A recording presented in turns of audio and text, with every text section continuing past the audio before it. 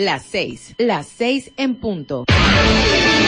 Usted escucha Enfoque Financiero con Alicia Salgado en Estéreo Vida 90.5 FM.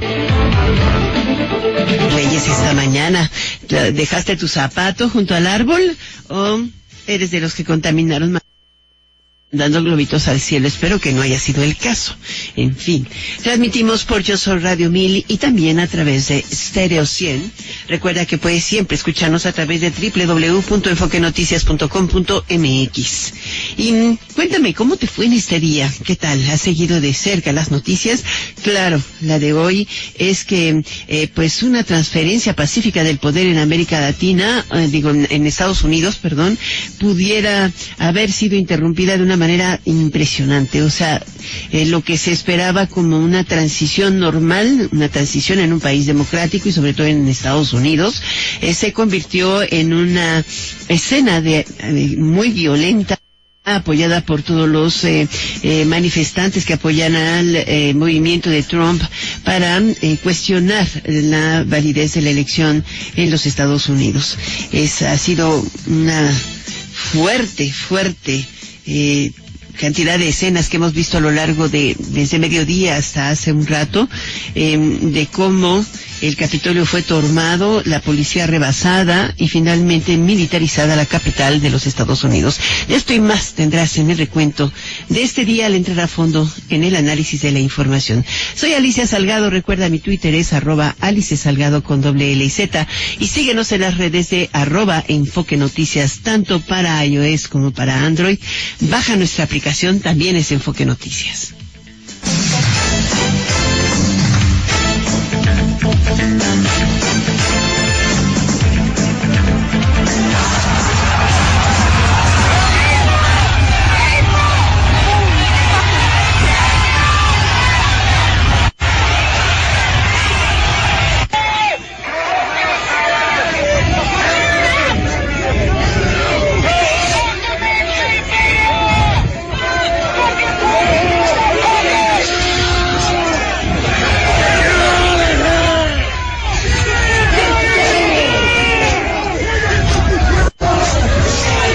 Así como lo oye, así se oyó a lo largo y ancho de la capital estadounidense. Eran miles de manifestantes los que estuvieron o se reunieron en la capital de los Estados Unidos desde alrededor de las 10 de la mañana y fueron caminando lentamente hacia el Capitolio. Alrededor de las 2 de la tarde empezó la irrupción de simpatizantes del presidente Trump en la casa o el Congreso de los Estados Unidos, el Capitolio, por lo que se interrumpió la sesión en donde el Congreso ratificaría el triunfo del presidente electo Joe Biden. El Congreso de Estados Unidos entró en receso desde el momento en que los manifestantes rompieron el cerco policíaco en el Capitolio hacia el mediodía, pues los legisladores en su mayoría y poco a poco fueron llevados a una instalación militar cercana. Empero, se afirma que el presidente del Senado, el republicano Mike McConnell, estaría en estos momentos por convocar al restablecimiento de la sesión después de un acuerdo con el líder de la Cámara de Representantes, Nancy Pelosi, la demócrata Nancy Pelosi. Esta noche, en unos minutos más, podría instalarse el colegio electoral y continuar la sesión para declarar la victoria de Joe Biden. En la mañana, justamente, después de esta interrupción violenta y al ver que el Twitter del presidente Trump seguía diciendo los amamos y los amamos, urgió al presidente Donald Trump a llamar a sus seguidores para detener lo que llamó insurrección. Así de fácil. Escuchemos. Let me be very clear. The scenes of chaos at the Capitol. Permítanme ser muy claro. Las escenas de caos en el Capitolio no representan quiénes somos. Esto no es disensión, es desorden, es caos. Imita con la sedición y debe terminar ahora. Hago un llamado al presidente Trump para que salga a la televisión nacional ahora para cumplir su juramento y defender la Constitución, exigiendo el fin de este asedio. Fue así muy, muy directo. Nada de... fue directo a Trump, es páralo. ¿no? Y como si el llamado fuera escuchado y bien clarito, luego de este fuerte reclamo de Biden y de permanecer muy activo en su Twitter, llamando a los manifestantes amantes de la democracia y defensores contra lo que él insiste que fue un fraude electoral, luego de que se conoció la muerte de una de las mujeres que participó en el acto de sedición en el Capitolio, el presidente Trump hizo uso de la tribuna pública que es conferido y en su calidad de presidente, y también convocó a sus seguidores a retirarse en paz y a no confrontar a la policía. Escúchelo. I know your pain. I know you're hurt. We had an election. Duele. Sé que están heridos. Tuvimos una elección que nos robaron. Todos lo saben, especialmente el otro lado. Pero tienen que irse a su casa ya. Debemos tener paz, ley y orden. Respetar a la gente de la ley. No queremos a nadie herido. Es un periodo muy duro. Nunca ha habido un periodo así donde podría pasar algo así, que nos lo quitaran así, a mí, a ti, a nuestro país. Fue una elección fraudulenta, pero no podemos caer en sus juegos, tenemos que tener paz. Así que váyanse a casa, los queremos, son muy especiales. Ya vieron lo que pasa, sé cómo se sienten, pero ya váyanse a casa y váyanse en paz. Así de simple, Trump sigue justificando la irrupción en el Capitolio. Como se escucha, justifica la violencia al señalar que eso ocurre cuando la victoria electoral sagrada y aplastante es despojada. Todos sus reclamos no han sido demostrados, en realidad es eso. Y en el mundo entero también hay un rechazo a esta sedición o a este movimiento. Por lo pronto murió una mujer que recibió un disparo durante los disturbios en D.C. Dicen que fue de un policía, dicen que fue de un manifestante. Lo cierto es que se detuvo a 13 personas y se encontraron entre ellas 4 armas. Una de ellas fue la que disparó. A ver qué pasa, cómo se da a conocer quién y cómo murió. Finalmente fue en un acto de sedición, esto es cierto. Las escenas de caos en el Capitolio, es lo que dice Biden, no representan lo que somos ni quiénes somos. Seguro así pensamos muchos en la democracia mundial. El vicepresidente Mike Pence fue evacuado del lugar. Por la mañana, él se negó a seguir las órdenes de Trump para desconocer la elección, hecho que fue cuestionado por el presidente y marcó el inicio de la irrupción violenta hacia las 2:15 de la tarde de los manifestantes disfrazados, algunos de apaches blancos, en el Capitolio. Mire nada más, escuche.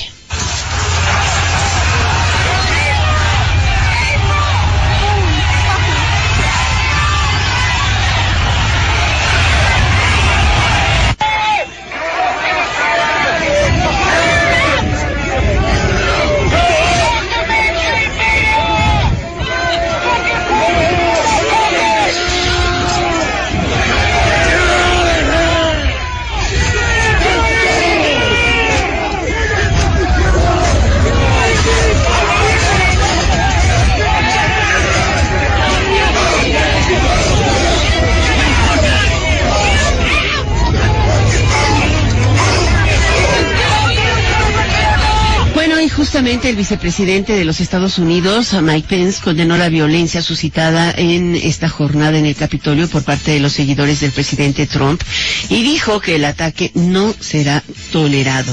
La protesta pacífica es derecho de todo estadounidense, pero este ataque en nuestro Capitolio no será tolerado y aquellos involucrados serán procesados con todo el peso de la ley, afirma Pence, luego de haber roto muy temprano con el presidente Trump al rechazar su petición de intentar revertir el resultado.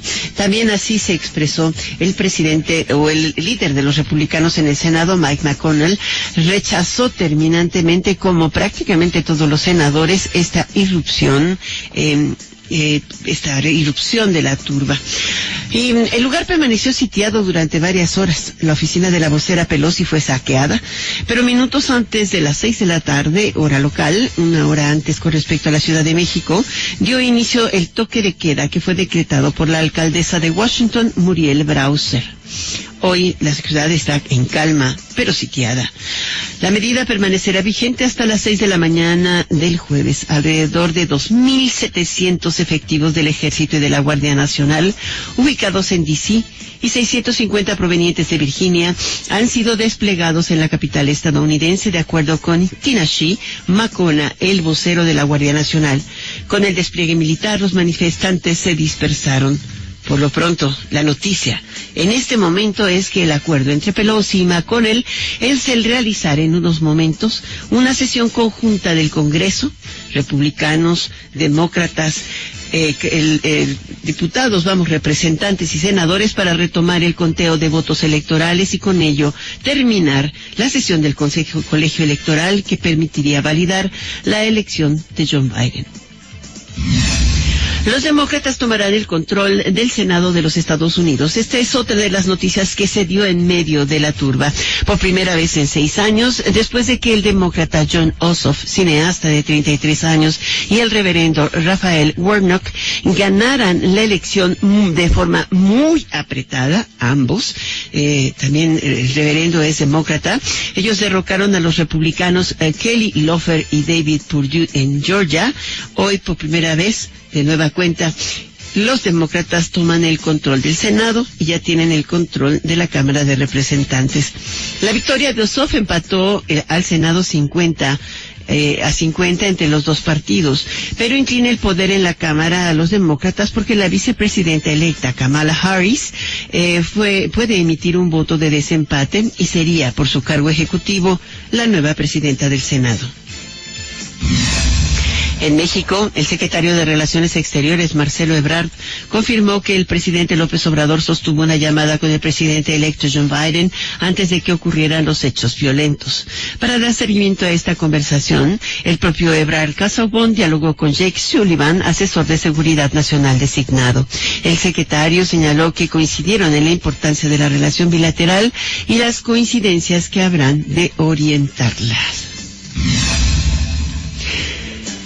Y en otras noticias, los disturbios no afectaron los mercados estadounidenses. Por el contrario, el índice Dow Jones y el Standard & Poor's 500 cerraron al alza. El promedio industrial Dow Jones avanzó 1.44%, en tanto que el S&P ganó 21.34 puntos o un 0.57%. El Nasdaq Composite se dio un 0.61%. El que sí se debilitó fue el dólar, en nuestro favor, por supuesto. En otra información, ¿qué cree? Bueno, eso no es sorpresivo. En la mañanera, el espaldarazo del presidente López Obrador al subsecretario de Salud, Hugo López-Gatell, ante las críticas y demandas de que renuncie a su cargo por irse de vacaciones a las playas de Oaxaca, López Obrador sostuvo que no hay ningún funcionario en el mundo con sus características. No, pues no. En fin, escuchemos. Para nosotros ha sido de mucha ayuda la participación del doctor Hugo López-Gatell, de ejemplar. No creo que haya un funcionario en el mundo con esas características, aunque se enojen y ya sé lo que van a contestar, a replicar. Es de primera el doctor Hugo López-Gatell, preparado, es un gran profesional. Nomás oiga usted, está interesante, ¿no? Alistan carpetas contra exfuncionarios señalados por Lozoya. La Fiscalía General de la República alista carpetas contra exfuncionarios señalados por Lozoya de pertenecer a la red de corrupción en casos de Odebrecht y agronitrogenados. Reviven el asunto. Por otra parte, la pandemia, al conmemorar el Día de las Enfermeras y Enfermeros, el director general del Instituto Mexicano del Seguro Social, Zoe Robledo, hizo un reconocimiento a estos trabajadores de la salud. Ellos sacrificaron familias, sacrificaron descansos, sacrificaron fiestas para poder venirnos a ayudar. Y acá siguen. Nos parece a nosotros que es lo que nos permitió superar etapas que veíamos con mucha preocupación, sobre todo las de las fiestas de fin de año. Desde luego que eso no significa que hayamos superado aún esa etapa. Hoy es un día fundamental, el 6 de enero, y por eso lo vamos a repetir. Quédense en casa. Si quieren rendirle un homenaje a una enfermera, a un enfermero, la mejor forma no es dándoles un aplauso, la mejor forma es quedándose en su casa, la mejor forma es cuidándose, la mejor forma es dándonos cuenta que el año cambió, pero la pandemia siguió.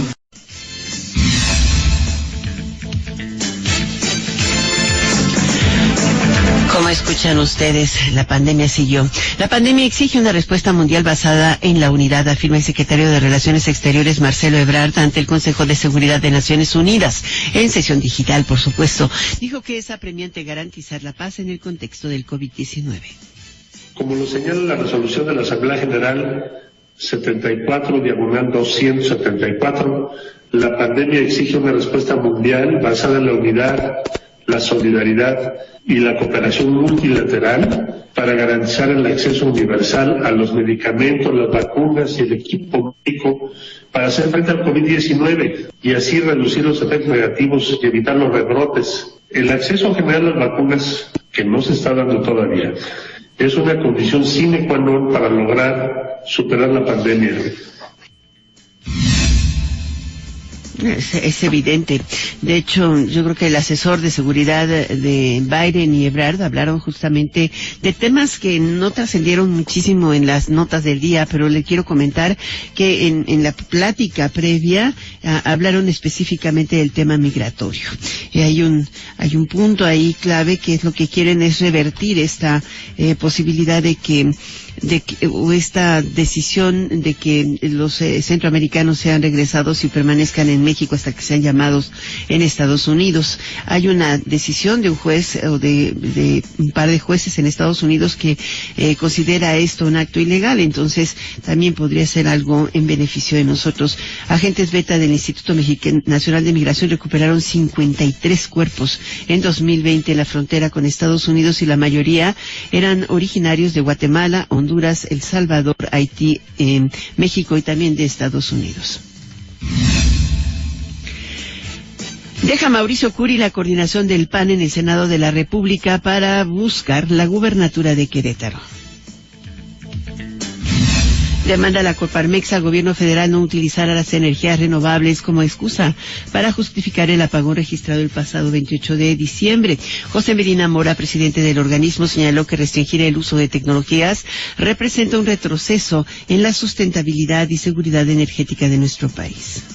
La Confederación Patronal de la República Mexicana, Coparmex, hace un firme llamado al gobierno mexicano para que incorpore de forma decidida, con apertura y respetando la libre competencia, a las energías renovables dentro de los esquemas de generación de electricidad, en lugar de buscar disminuir su participación en el mercado. Restringir el uso de estas tecnologías representa un retroceso para la sustentabilidad y la seguridad energética de nuestro país. Vamos al avance deportivo contigo, Fer Espinosa. ¿Cómo estás, Alicia? Gracias. Muy buenas tardes a ti y a los amigos de Enfoque Noticias. Por cierto, por los disturbios allá en Washington, solamente se suspendió un partido de NCAA, de básquetbol de NCAA, por el toque de queda que ya platicabas, Alicia. Hablar de las Chivas Rayadas de Guadalajara, cómo está el camino del rebaño sagrado para el torneo.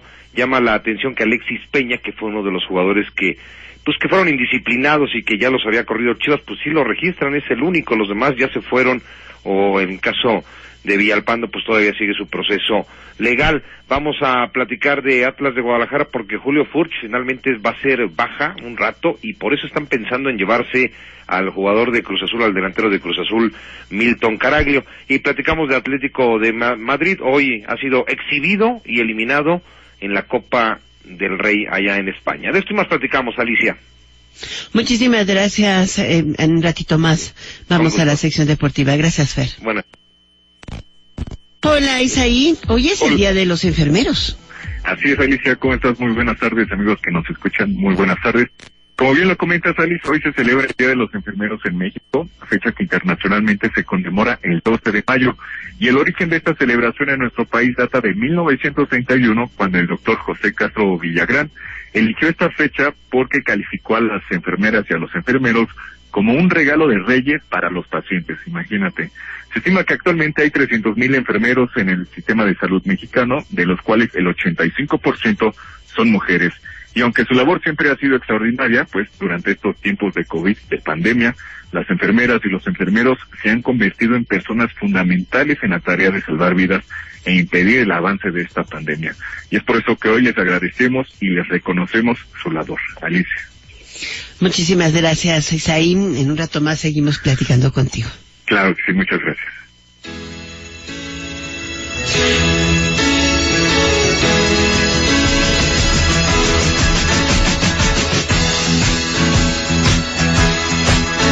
Official Charts Company, empresa encargada del registro de ventas de música en el Reino Unido, dio a conocer las cifras de ventas de viniles en dicho país alcanzando casi 5 millones de copias y registrando un alza de casi 12%, encadenando 13 años consecutivos al alza.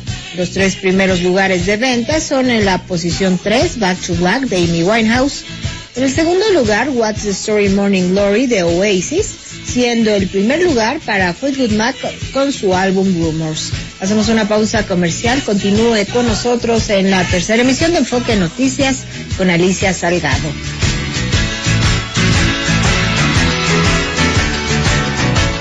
Este país solo... ¿Sabes en quién te conviertes cuando recoges la INE que tramitaste? En una ciudadana o ciudadano que puede decidir quién va a gobernar. En protagonista principal de las elecciones más grandes de la historia. En alguien que toma su cubrebocas y con valor sale a ejercer su libertad.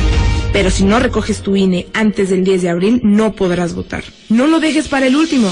El 6 de junio, el voto sale y vale. Contamos todas, contamos todos. INE. Anchi Naljai Constitución Política de los Estados Unidos Mexicanos. Matzai Mane Derechos Naya Chashain Ankwe. Chanam Taen Tai Yochuanang O Yanakit Soundya. Nakit Ia Naya Nonekio Laman Ia Naya. What's Ia Namatzen Town Nakulule Siots Onta Guerrero. Mach Enats Ia Cuentan Ankwe. Chanalak Mane Nan Amtiu Naya Dochuanam Aya. Tin Suits Na IEPC Guerrero. What's Ia Na.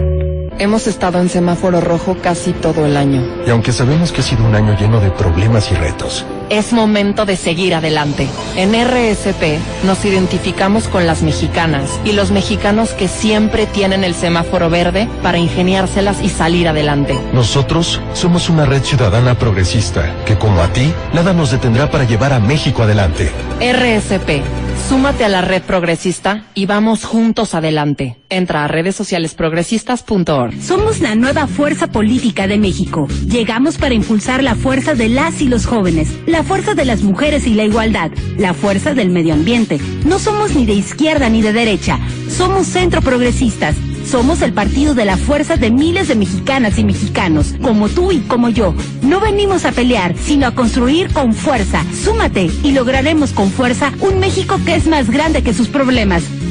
Fuerza por México, el partido fuerte de México. En Morena estamos unidos para sumar ideas, esfuerzos y esperanzas. La lucha nos reúne y nuestra diversidad nos fortalece. Juntas convertiremos los retos en victorias. Juntos vamos a consolidar la cuarta transformación. Este movimiento avanza con honestidad y austeridad, en el barrio y en el campo, con millones de manos, mentes y corazones. Este partido le pertenece al pueblo. Cuando gana Morena, gana el pueblo de México. Morena. Entonces, ¿qué? ¿Te vas a seguir haciendo? ¿Vas a seguir permitiendo que todos estos políticos mediocres y corruptos... Sí, eso. Sigan haciendo lo que se les da la gana con nuestras vidas. ¿Te vas a quedar cómodo en tu casa ese domingo tan importante? Mientras estos tipejos siguen violando una y otra vez tus derechos. De una vez te digo. Que yo no. Pásate a la izquierda. Todo México se está pasando a la izquierda. El PT te acompaña. El PT te empodera. El PT está de tu lado. Usted escucha Enfoque Financiero con Alicia Salgado en Estéreo Vida 90.5 FM.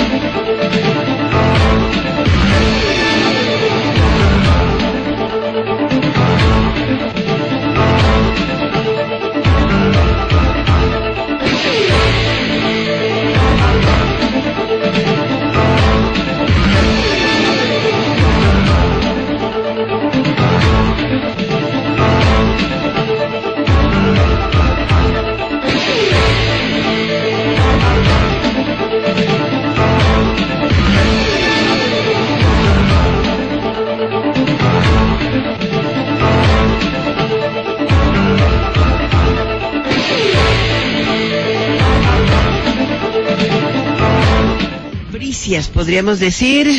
Twitter ha bloqueado la cuenta de Trump por 12 horas y le ha pedido remover 3 tweets. Si eso no ocurre, seguiré bloqueada. Dice, as a result of an unprecedented and ongoing violent situation in Washington, D.C., we have required the removal of 3 real Donald Trump tweets that were posted early today for repeat and severe violation. Así de fácil. And for that, dice, for repeat and severe violation of our civic integrity policy. Y Twitter pone la civic integrity policy y pues como no los ha removido, va a seguir bloqueada. ¿Cómo la ven ustedes? Mauricio Curi González, senador del Grupo Parlamentario del PAN, ahora será senador con licencia, pero candidato del Partido Acción Nacional a el gobierno de Querétaro. Él renunció hoy a la coordinación de los senadores del PAN en el Senado de la República y pues nos da muchísimo gusto que nos tome la llamada. ¿Qué tal, senador? Bueno, ¿qué tal, Mauricio? ¿Cómo estás? Bien, Andrés, ¿cómo te va? Pues yo sigo siendo senador, nada más. Pues si senador con licencia vas a ser, ¿no? Yo dejaría la senaduría, pediría licencia el 1 de febrero, pero el día de hoy ya decidí, junto con mi presidente del partido, dejar la coordinación, pues para que tenga el presidente el tiempo para poder pues reflexionar y para poder hacer las consultas necesarias, para que antes de la plenaria, que es a finales de este mes, pudiéramos ya tener una nueva coordinadora o coordinador en el grupo parlamentario, Alicia. ¿Y tú qué crees que sea, coordinadora o coordinador? Híjole, no me gustaría adelantarme. Me adelanto un poco. Lo que te puedo decir es que tenemos grandes, digamos, personajes con todas las credenciales, tanto mujeres como hombres, ¿no? De hombres está Gustavo Madero, Junior Rementería, está Damián Cepeda, está Erandi Bermúdez, y por mujeres, pues está Josefina Vázquez Mota, está Xochitl, está Kenia, está la güera Reynoso. La verdad es que este grandioso grupo parlamentario que me tocó coordinar, que en mi vida me imaginé, Alicia, que iba yo a coordinar, pues la verdad es que es de gente de primer nivel y que tiene todas las credenciales para hacer un gran papel como coordinadora o como coordinador. Bueno, pues hoy en la mañana esta carta que diriges a tus compañeros del grupo parlamentario es muy elocuente. Dices, a lo largo de 24 meses has tenido el privilegio de coordinar los trabajos del PAN, pero en función de hoy también has tomado la decisión de iniciar una campaña en busca de la gubernatura de tu estado. ¿Cuáles han sido los trabajos más importantes que consideras que el grupo parlamentario logró bajo tu coordinación? Bueno, número uno, yo como coordinador lo que más busqué siempre es la unión del grupo. Tradicionalmente los grupos del Senado, de los grupos parlamentarios, siempre han tenido las diferencias tan fuertes que inclusive llegaban a cortarse y a reventar los grupos. Por eso creo yo, cuando fue mi primer tarea que me decidí hacer un grupo cohesionado, sólido, hacerle caso más al grupo, siempre ir con el grupo, pues tenía tantas personalidades que por supuesto me rebasaban a mí, y por eso fue parte de lo que yo quise hacer, y no solamente pude tener un grupo consolidado, sino también tuve la oportunidad y la confianza de una senadora de la talla de Lili Telles, que ella tiene una confianza, dije, con nosotros. Pues para mí fue sumamente gratificante. Por otra parte, pues poder hacer un bloque de oposición sólido para poder defender al país de las ocurrencias constitucionales. El Senado se volvió la última frontera para poder detener a las ocurrencias constitucionales, con 43 votos que necesitábamos para poderlos detener, y lo hicimos cuando se quiso hacer una Guardia Nacional Comando Militar, lo hicimos cuando quisieron hacer una revocación de mandato en la misma fecha de las elecciones intermedias, que yo desde mi punto de vista tenía un espíritu de reelección, y bueno, creo que también no solamente fuimos oposición, también fuimos opción, pusimos en la agenda nacional lo que estaba pasando en el tema de salud, lo que estaba pasando en el tema económico. Le pedimos una ley de emergencia económica para aquellas empresas que se estaban quedando sin ventas con el tema de la pandemia, a los que se estaban quedando sin trabajo con un seguro de desempleo. Es decir, no solamente fuimos espectadores, también fuimos actores y acompañamos al gobierno cuando creemos que es a favor de México. El 80% de las iniciativas de Morena los acompañamos. No somos una oposición irracional. Sí fuimos una oposición muy valiente y pagamos el costo de ser valientes también. Tú justamente dices, ¿no?, en tu carta de separación al grupo parlamentario, que el precio a pagar por ser oposición siempre será menor a renunciar a hacerlo. En esta coyuntura donde la mayoría pesó, creo que toma dimensión especial en lo que dices. Sí, porque mira, francamente, yo siempre he sido una persona de buscar puentes de comunicación. Pero hay que decirlo, muchas veces Morena, en lugar de debatir, embate. Entonces esa lo parte dices bien. Nos costó mucho trabajo, pero bueno, creo que al fin y al cabo hemos podido transitar y ahí vamos trabajando. Con Ricardo Monreal he tenido muy buena relación, hemos tenido mucho respeto, no tenemos quizá muchas veces la misma visión de país, pero creo que con este respeto y creo que... Pero eso es válido, ¿no? Creo que aparte creo que es lo que nos hace, es nuestra ventaja competitiva. Creo que el error de Morena es pensar que solamente ellos tienen la razón. Ni nosotros tenemos toda la razón, ni ellos tampoco la tienen. Pero nuestra ventaja competitiva es nuestras diferencias, no nuestras coincidencias, sino nuestras diferencias. Y en la medida que podamos respetarnos y escucharnos, no solamente pensar que lo que uno dice tiene la verdad a cualquier costo, creo que podríamos tener muchísima diferenciación para los demás países de este planeta. Ahora, tú vas a buscar el voto popular en Querétaro, un estado que ha sido panista. ¿Crees que el voto sigue siendo una herramienta de cambio? ¿Crees que el Partido Acción Nacional tiene el arraigo suficiente para recuperar o para mantener las posiciones que hoy tiene en la República? Yo creo que inclusive el PAN es la única oposición real que tiene el país. Y la única opción que se ha aflojado, la única opción que tiene el país. Pero mira, mi papá me decía que se valía meter la pata, porque no se valía dejarla adentro. Por ejemplo, la democracia nos permite equivocarnos, pero también nos permite rectificar. Y si en el 2018 hubo un voto de castigo, o una expectativa que se tenía de un cambio, pero de un cambio hacia adelante, no de este cambio hacia atrás, creo que la oportunidad que tienen los mexicanos de cambiarlo es el 2021. Por el bien de nuestro presidente, por el bien de su gobierno, necesita contrapesos. Y este contrapeso tiene que dar en el 2021. Bueno, yo creo que el trabajo del grupo parlamentario ha sido extraordinario. Todos se expresan contigo como un coordinador que siempre ha sido humilde. Eso es interesante porque mira que la mayoría dicen, siempre acaban hablando pestes, ¿no? De ti hablan de capacidad de liderazgo, de una actitud humilde frente a muchos momentos críticos y prácticamente expresan su gratitud, opositores y no opositores. Así es de que Mauricio Curi, ¿qué te espera? ¿Qué puedes decirnos de Querétaro? ¿Por qué Querétaro? Lo llevas en el corazón desde siempre. Bueno, por supuesto que yo vengo de la parte empresarial. Yo relativamente soy nuevo en la parte política y llevo 5 años en el servicio público. Yo cuando puse mis tiendas nunca dije quiero poner 1, 2, 3 tiendas, sino los que yo pudiera manejar. Y cuando me metí al servicio público hice lo mismo. No quiero ser nada más presidente municipal, senador, sino donde mi capacidad, las circunstancias y el apoyo de la gente y de mi partido me quieran mandar. Y yo creo de verdad que Querétaro, y lo digo con muchísimo orgullo, Querétaro ha demostrado que es el México que deberíamos de ser. Mira, Querétaro lleva 20 años sin una huelga en el sector privado. Querétaro lleva crecimiento económico al doble del país. En Querétaro, con todo y que tenemos muchos retos y desafíos en temas de movilidad y seguridad, no tenemos los problemas que tiene Guanajuato, que tiene Hidalgo, que tiene Michoacán, y que, aunque nos están tocando la puerta del crimen organizado, le hemos ido brincando. Y Querétaro no es Querétaro gracias a sus gobiernos. Y mira que hemos tenido buenos gobiernos. Nuestro gobernador es el único gobierno estatal que no tiene ninguna observación de la Auditoría Superior de Fiscalización, por ejemplo, no tiene deuda, pero creo que Querétaro es Querétaro gracias a los queretanos. Escuchas XHZIH Estéreo Vida 90.5 FM, transmitiendo con 30.000 watts de potencia en el 90.5 de frecuencia modulada desde calle Ópalo, número 115, Colonia Centro, código postal 40.890 en Zihuatanejo, Guerrero. Estéreo Vida 90.5 FM, somos Costa Grande. Espero que no. Gracias, hasta pronto. Gracias. Vamos a una pequeña pausa, ¿les parece? Regresamos enseguida. Recuerden que estamos en Estéreo 100.1 de FM y yo soy Radio 1000 en 1000 AM. También puedes escucharnos en enfoquenoticias.com.mx y en nuestras aplicaciones o en nuestras redes sociales @enfoquenoticias. Recuerda que el mío es @Alice Salgado con doble L y con Z.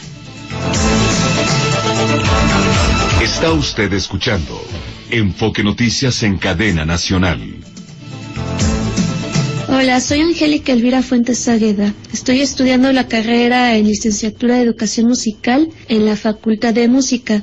La Fundación UNAM me ha ayudado con la beca de músicos universitarios, la cual ha sido de gran valor para mí porque ha estado ayudando a mis gastos básicos como estudiante. Me gustaría que más personas se sumaran a ayudar a través de las donaciones a Fundación UNAM para que yo y otros estudiantes logren recibir esta clase de apoyos. Súmate a Fundación UNAM.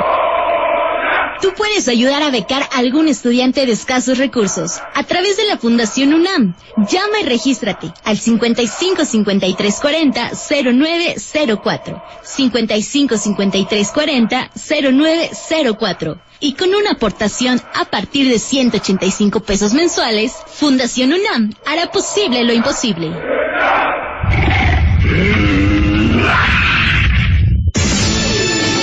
Reporte vial en Enfoque Noticias.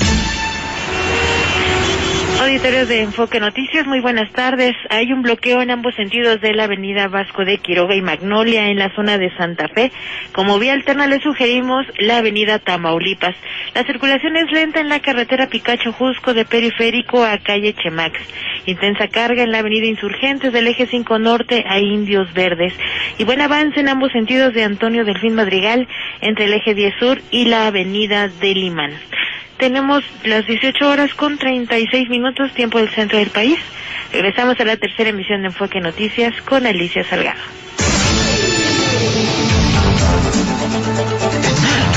Me hace gracia Alex González, gracias por comentarme en el Twitter. Dice, quitarle su cuenta de Twitter a Donald Trump equivale a que lo acaban de destituir, ¿no? Nomás digo, pues gobernaba a tuitazos. Y bueno, tienes un punto, mi querido Alex, gracias.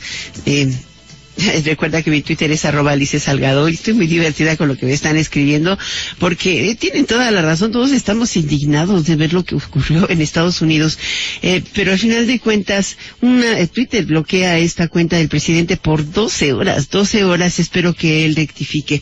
Y la embajadora de México en Estados Unidos, Marta Bárcena, dijo que hoy durante su participación en la reunión de América del Norte del REC 2021 agradeció el arduo y eficiente trabajo que realiza la red consular en Estados Unidos para proteger los derechos de los mexicanos, cuya defensa es eje de nuestra política exterior en la región.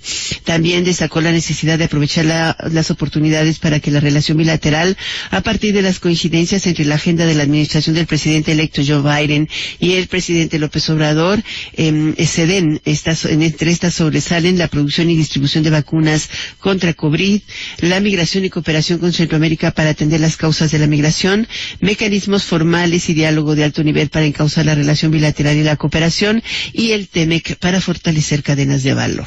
Esto es lo que dice hoy Marta Bárcena en su Twitter.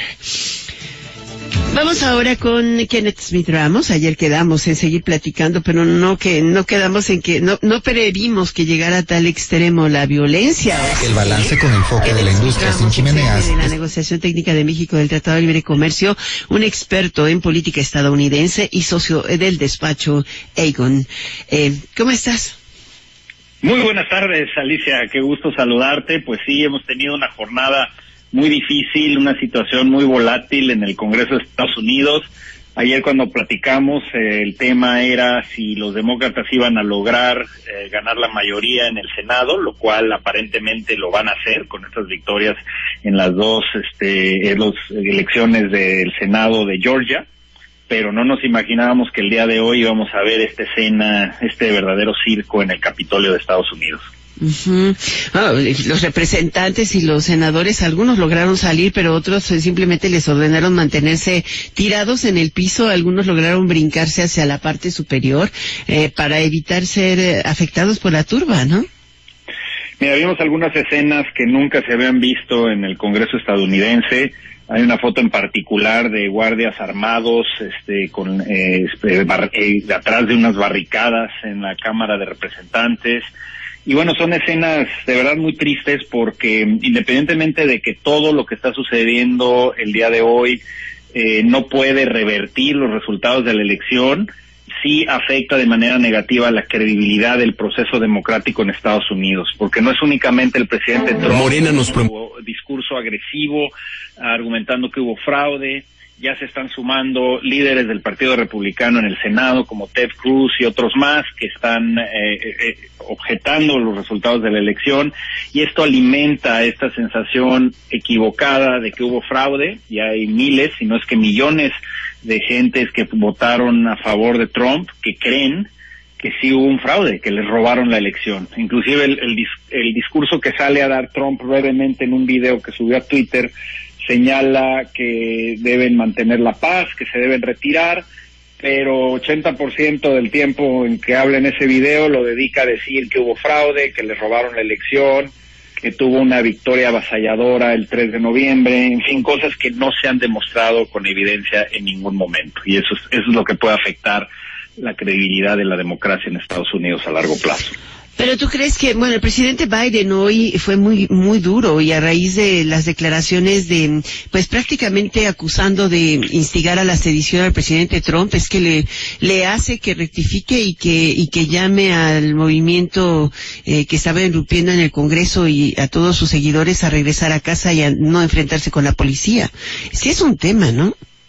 Así es, y yo creo que el mensaje del presidente electo Biden es muy atinado, porque habló de unidad, habló de regresar a una situación de paz, eliminar la polarización en la sociedad, y ese llamado al presidente Trump es muy importante. Básicamente la expresión que usó en inglés fue step up, es decir, acepta tu responsabilidad y ponte a trabajar. Entonces, yo creo que es un mensaje correcto. Desafortunadamente el tono de Trump fue nuevamente, creo yo, en términos generales bastante negativo. Ahora, ya vimos un desalojo del Congreso, ya está intentando regresar a la normalidad toda la zona de la ciudad que es aledaña al Capitolio. La lideresa del Congreso, de la Cámara de Representantes, Nancy Pelosi, señaló que van a retomar la sesión hoy a las 8 de la noche, hora local. Y eso ya a las 7 de la noche, ¿no? De aquí. Así es, 7 de la noche de México. Es interesante porque todo parece estarle saliendo mal a Trump. Ya hay un par de senadores y representantes que están señalando que podrían retractarse de su objeción al resultado de la elección. Es decir, derivado de la violencia que se vivió el día de hoy en el Capitolio y de la incertidumbre que todo esto está desatando, ya hay legisladores que apoyaban a Trump en su objeción al resultado de la elección, que se están echando para atrás, porque saben que los demócratas la van a jugar de manera inteligente y les van a decir: lo que suceda de aquí en adelante, si siguen ustedes objetando, va a ser su culpa y pesará sobre sus conciencias. Entonces eso es interesante lo que se está dando en este momento al interior del propio Congreso. Cuéntanos algo, o sea, al interrumpirse la sesión del Congreso, se puede, o sea, se vuelve a restablecer la sesión e inicia el conteo de los votos electorales. ¿Qué significa esto? ¿Qué debe conducirse? ¿Qué nos falta por ver? Bueno, eso es interesante porque, digamos, antes de que sucediera este zafarrancho en el Capitolio, lo que había sucedido es que tenían que revisar estado por estado en orden alfabético el resultado de las elecciones. Lo lograron hacer para Alabama, para Alaska, y cuando llegaron al primer estado de esos que estaban listando, que fue un estado controvertido que ganó Biden, que es Arizona, ahí es donde se pronunciaron tanto Ted Cruz y un representante de la Cámara de Representantes en contra del resultado. Entonces eso lo que detona es que rompe la sesión, tienen que irse a la Cámara y al Senado a debatir durante 2 horas y llevar a cabo un voto por separado, uno en la Cámara y otro en el Senado, para decidir si se aprueba o no la objeción de estos 2 legisladores. Obviamente lo que iba a suceder es que iba a ser rechazado. Hubieran regresado entonces para continuar el conteo de estado por estado, y lo que se pronosticaba es que se iba a repetir ese ejercicio por lo menos 2 veces más, una vez que llegaran al estado de Pensilvania y al estado de Georgia. Y finalmente, después de todo este proceso, ya se daría por certificada la elección. Es decir, no podían revertir la elección porque no iban a tener suficientes votos en el Senado y en la Cámara para que ninguno de estos votos en contra de la elección prosperara, pero iba a tomar todo el día. Ahora va a ser interesante ver si, derivado de lo que pasó en el Capitolio, ahora que retomen la sesión, sí, los republicanos que estaban listos para objetar las elecciones cuando llegaran al análisis de los estados de Georgia y Pensilvania, si lo van a hacer o se van a retractar. Ahora, en el caso de la relación México-Estados Unidos, vimos hoy un diálogo antes de que tuviéramos esta irrupción en el Congreso de los Estados Unidos entre el presidente Andrés Manuel López Obrador con el presidente electo John Biden. ¿Cómo ves tú esta circunstancia? Ayer el Banco Mundial decía que justamente de lo vigoroso que pueda resultar el comercio y las exportaciones mexicanas hacia Estados Unidos por el TEMEC, podría efectivamente reactivarse la economía más que por lo interno. Yo creo que es muy importante que el gobierno de México escuche estos resultados, digamos, del análisis que está haciendo el Banco Mundial, porque es un hecho que una de las herramientas disponibles para que México empiece a salir de la crisis económica es, sin lugar a dudas, la integración que tenemos con Estados Unidos y con Canadá, que va a acelerar el ritmo de crecimiento una vez que tengamos un poco más de certidumbre y empecemos a salir de esta crisis del COVID.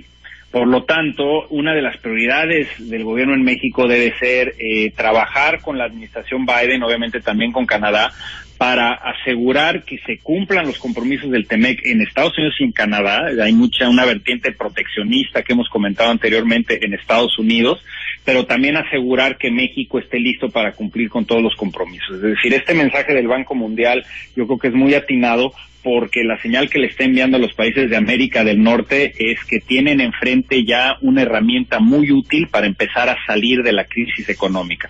No, por sí mismo no va a ser suficiente el TEMEC para salir de la crisis, pero es una herramienta muy útil que debe de ir acompañada con políticas públicas domésticas para soportar el empleo de las pymes y ayudar en ese sentido a seguir siendo un país atractivo a la inversión. Y por último, la conformación del Senado de Estados Unidos es demócrata ahora. Bueno, no tiene mayoría demócrata, pero al final de cuentas la mayoría la da el voto de calidad que ejerce Kamala Harris como vicepresidente de los Estados Unidos, y también ella senadora. ¿Cómo interpretar este momento? Ya lo habíamos hablado ayer, parecía difícil y es un resultado bastante apretado. Mira, parecía muy difícil porque hay que entender que esta es la primera vez en 20 años que se elige un senador demócrata en Georgia. Y de golpe vas a tener 2 senadores demócratas en el estado de Georgia. Es decir, no es uno de los estados que se consideran como morados, que quiere decir que nunca votan necesariamente republicano o demócrata, sino hay muchos indecisos, como pasa en Pensilvania o en Wisconsin o en Virginia. Aquí tradicionalmente es republicano, y yo creo que gran parte de la razón por la que ganaron los demócratas como ganaron fue justamente este ataque en contra de la democracia que ha lanzado Trump en los últimos 2 meses. O sea, sin lugar a dudas eso afectó al electorado de Georgia. Es un resultado muy importante que de alguna manera quedó opacado por la violencia que vimos en el Capitolio el día de hoy, pero es muy relevante para el futuro de la administración Biden, porque pueden empezar su administración con el pie derecho e impulsar iniciativas importantes en materia de salud, en materia económica, en materia educativa, cuestiones que sería difícil aprobar con un Congreso dividido. Porque como tú sabes, las iniciativas tienen que aprobarse en la Cámara de Representantes y en el Senado. Entonces, en ese sentido, yo creo que es muy importante lo que vimos el día de hoy. Tienen una ventaja mínima, es decir, hay 50 demócratas y 50 republicanos, y como bien señalas, el voto de desempate es de la vicepresidenta Harris, y eso le va a permitir, por lo menos en los primeros 2 años, impulsar una serie de medidas ambiciosas que sería mucho más difícil impulsarlas si tuviera un Congreso dividido. Pues yo creo que es una conclusión interesante. Digo, hoy por hoy son iniciativas fuertes, entre otras las que tienen que ver con la energía limpia y que a México le van a cambiar la manera de andar que hoy tiene la Comisión Federal de Electricidad, pero a ver qué pasa.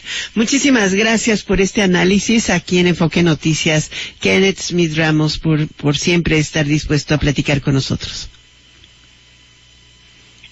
Bueno, se cortó, ¿verdad? Bueno, Vámonos a otro tema, ¿te parece? Durante 2019, cerca de 3.3 millones de niños y adolescentes se encontraron en situación de trabajo infantil en México. 3.3 millones de niños y adolescentes. Se supone que el trabajo infantil está erradicado. Isaí Morales, tú tienes el reporte. Gracias, Alicia. Auditorio de Enfoque Noticias, buenas noches. Durante 2019, cerca de 3.3 millones de niños y adolescentes se encontraron en situación de trabajo infantil en México.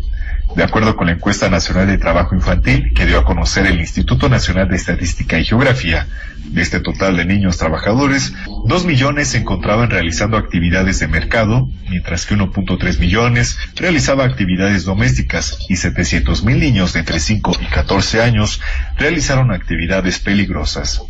El presidente del INEGI, Julio Santaella, explicó qué estados del país encabezan el índice de trabajo infantil. Las tasas de trabajo infantil más elevadas en nuestro país en el 2019 se observaron en estados como Oaxaca con el 21.5% y en Puebla y en Chiapas con el 18.3%. Por el contrario, Nuevo León con el 6.3%, la Ciudad de México con el 5.4% y Baja California con el 5.3% son las entidades con el menor porcentaje de trabajo infantil. Esto según la encuesta.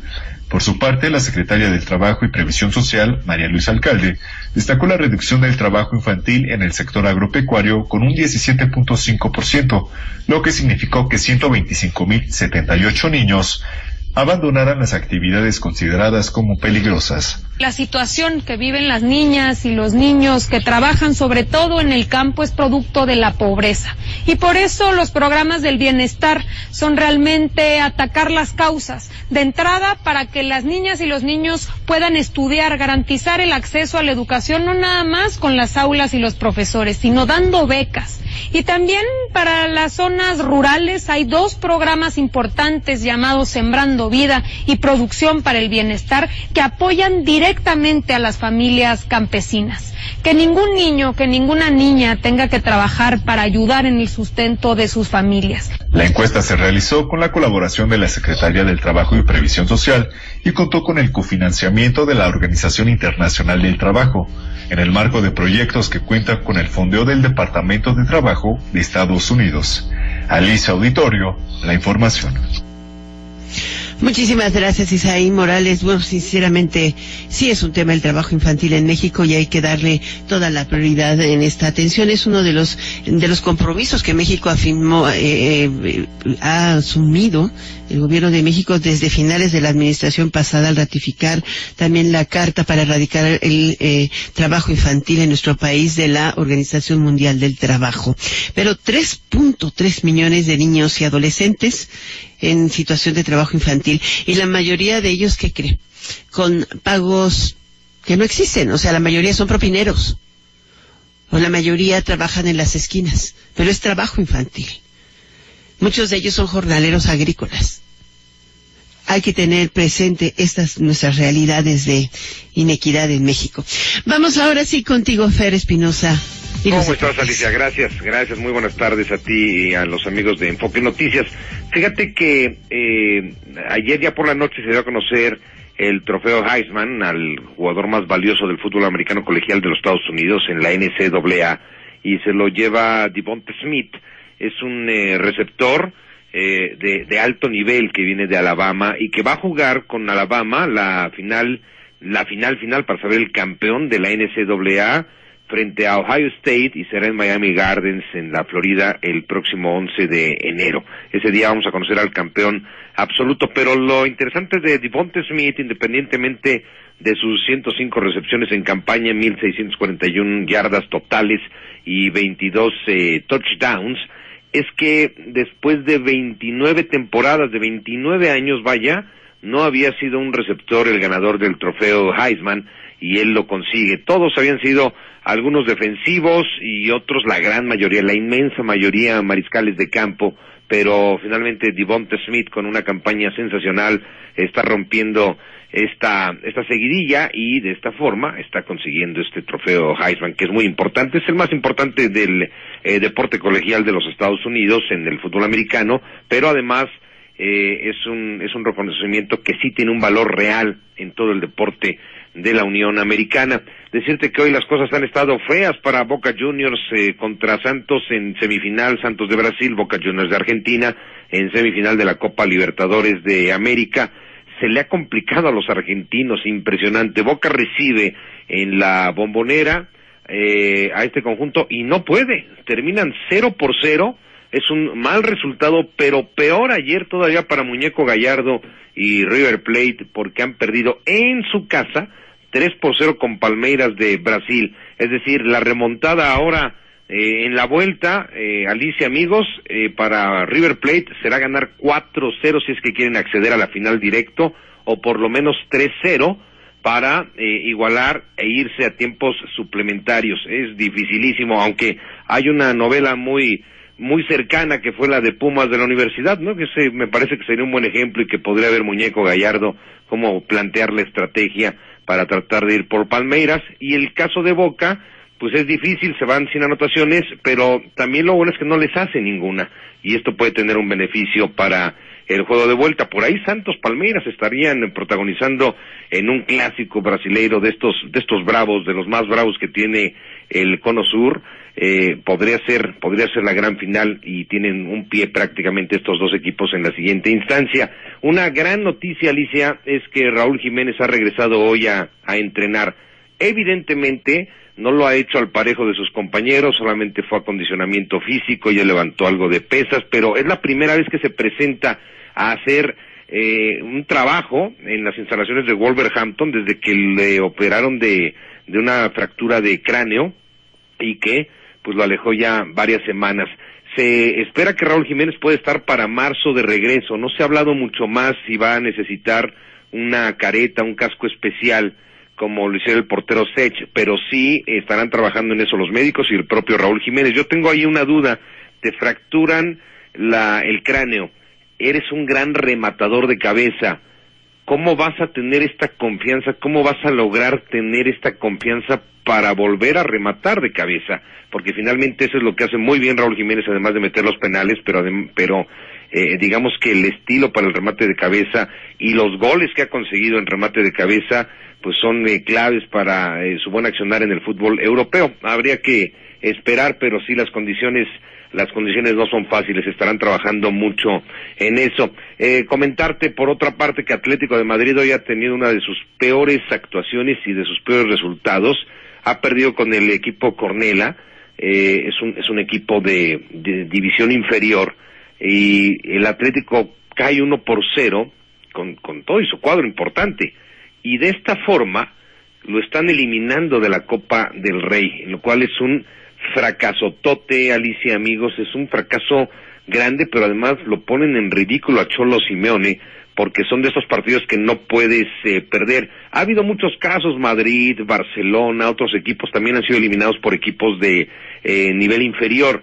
Sin embargo, en esta oportunidad, pues le toca al Atlético de Madrid sufrirlo, y dice Cholo Simeone que bueno, van a investigar para revertir las cosas futbolísticamente en la siguiente oportunidad. Pues sí, pero a ver si llega. Lo cierto es de que te exhiben y te dejan mal plantado. Platicamos al ratito, Alicia, de temas del fútbol mexicano. Ya sabemos que el Kraken va a abrir sus puertas para aficionados en Mazatlán al 40%, pero pues andan locos de contentos allá porque tienen el semáforo, me parece que es amarillo en Sinaloa, y como tienen base y tienen el fútbol, pues andan felices de la vida. Alicia, regresamos al ratito, son los deportes, buenas tardes.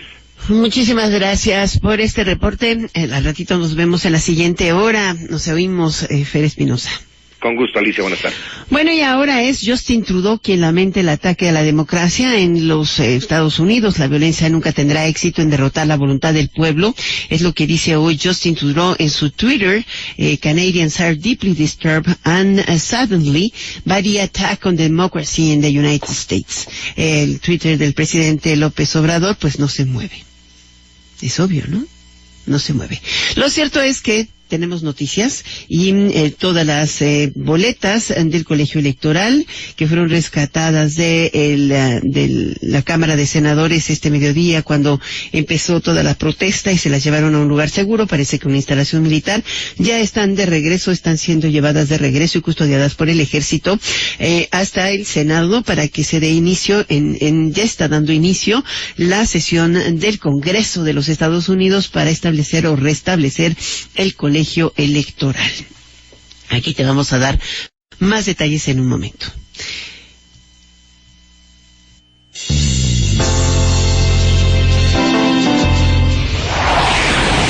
Escucha XHZIH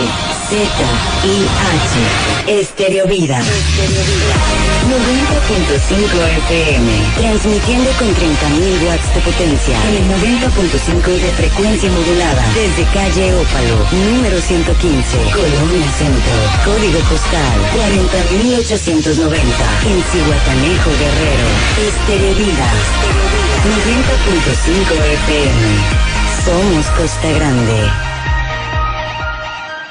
Son las 7 en punto.